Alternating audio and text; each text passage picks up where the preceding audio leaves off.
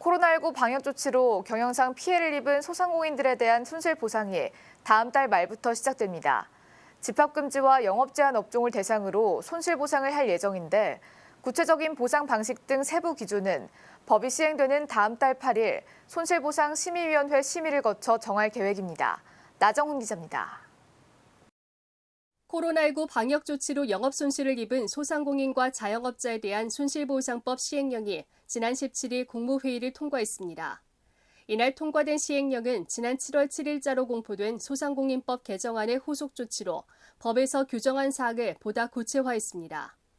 먼저 손실보상 대상은 정부의 직접적 방역 조치인 집합금지와 영업시간 제한 업종으로 확정됐습니다.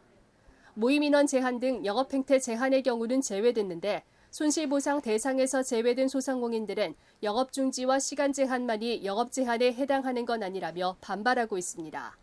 거래 제한 자체에서는 사실은 미용인은 되게 타격이 커요. 왜 그러냐면은 고객이 오면 이제 나란히 앉아서 일을 해야 되는데 손님이 계셔도 자리가 없어서 못 앉고 있거든요.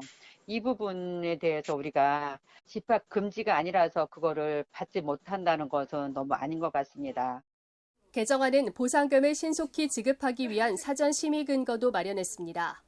통상적으로 손실보상은 신청 이후에 보상금을 산정 심의하는 절차로 진행되지만 신청 이전에도 정부가 보유한 행정자료를 최대한 활용해 보상금을 미리 심의 산정한다는 계획입니다.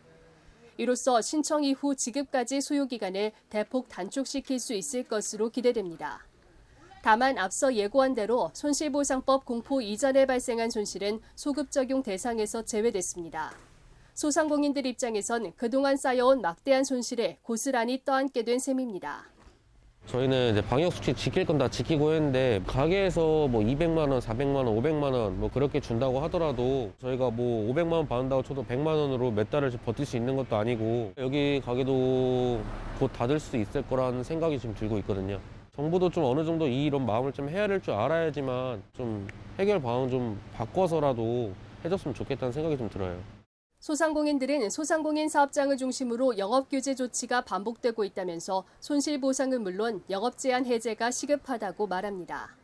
우선은 제한은 제가 보기에는 지금 코로나 방역 수칙이 저희가 충분히 협조할 건 충분히 했다고 생각하거든요. 새로운 어떤 방역 수칙으로 제발 영업 제한이나 금지하지 않는 형태의 어떤 다 함께 할 수 있는 형태의 어떤 위드 코로나가 빨리 왔으면 좋겠습니다. 한편 주무부처인 중소벤처기업부는 다음 달 8일 손실보상심의위원회를 열어 보상금 산정 방식과 지급 절차 등을 논의할 예정입니다. 중기부는 다음 달 말에는 보상금 신청 지급이 차질 없이 개시될 수 있도록 관련 부처 및 지자체와 신속하게 준비할 계획입니다. 예스티비 뉴스 나정훈입니다.